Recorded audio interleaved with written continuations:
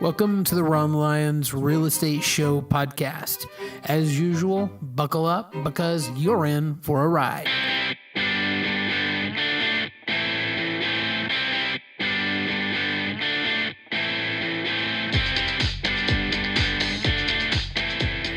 Hey guys, welcome back to another episode of my real estate podcast. Today I've got something to talk about that is going to be very near and dear to your heart. Yes, your heart, not my heart, your heart. I'm going to care about it a lot, but it's not going to be nearly as important to me as it is to you. What are we talking about? You probably kind of already figured it out. I mean, you're smart and all. You know that this is a real estate podcast, so clearly I'm talking about your house. And it's the most interesting phenomenon in real estate probably, and that's that you have your house and I don't mean you personally, but most people, most of us, and I'll throw myself into that category as well, we tend to believe that our home is the nicest out there. It's worth the most money. That clearly every upgrade, every choice we've made, every paint we put on the wall, every carpet we've got down on the floor, every tile choice we ever made, etc., means our home is worth top dollar in the market. Clearly, we've got the best home out there. Now, what makes it so interesting is that whenever we go out and actually look at other people's homes for sale, all of a sudden, our whole attitude changes. Now, all of a sudden, these people, well, clearly, they're out of their minds for trying to sell this home for this much money. I mean, what were they thinking when they painted that wall that color? And what were they thinking when they chose that tile, etc.? And so what it does is it just creates this most interesting psychological dynamic. Your home's worth a ton. No one else's is.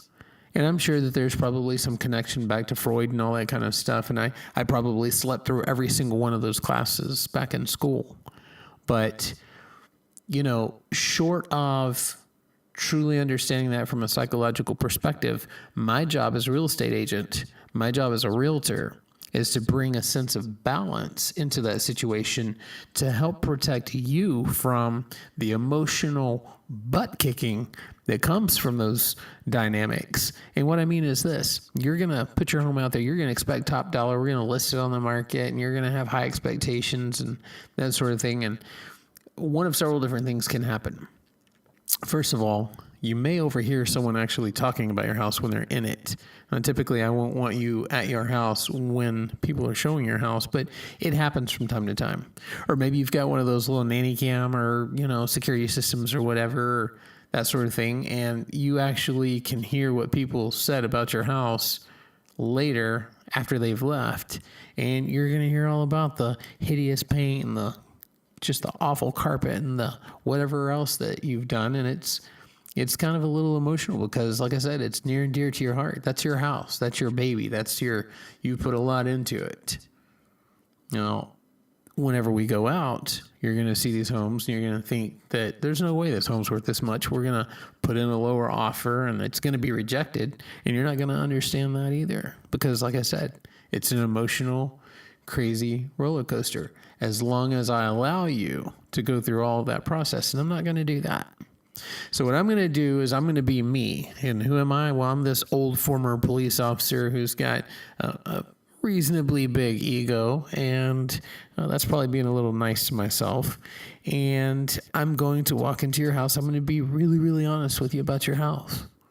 When I walk in and I see that really heinous looking paint that you have on the wall, I'm going to say, that paint's probably not going to help us sell your house. Now, I'm not going to be ugly about it. I'm not going to be insulting. That's not my goal. My goal is to help you, which means I'm going to be honest. I'm going to be very, very honest. And if I see something else, I'm going to tell you about that as well. And I'm going to help you set your expectation properly. We're going to look and see exactly what your home is worth. Now, I've got all of these techniques and all of these practices and things that I put into place. I've got an awful lot of magic that I weave into this entire situation in order to help you get top dollar for your house. And I routinely do. I have a very, very good record of that.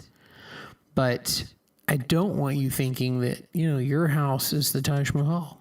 Your house is the one that's made of gold and everyone else is made out of mud. It's just not the case. I also want you to have a realistic expectation when we go out and look at these houses.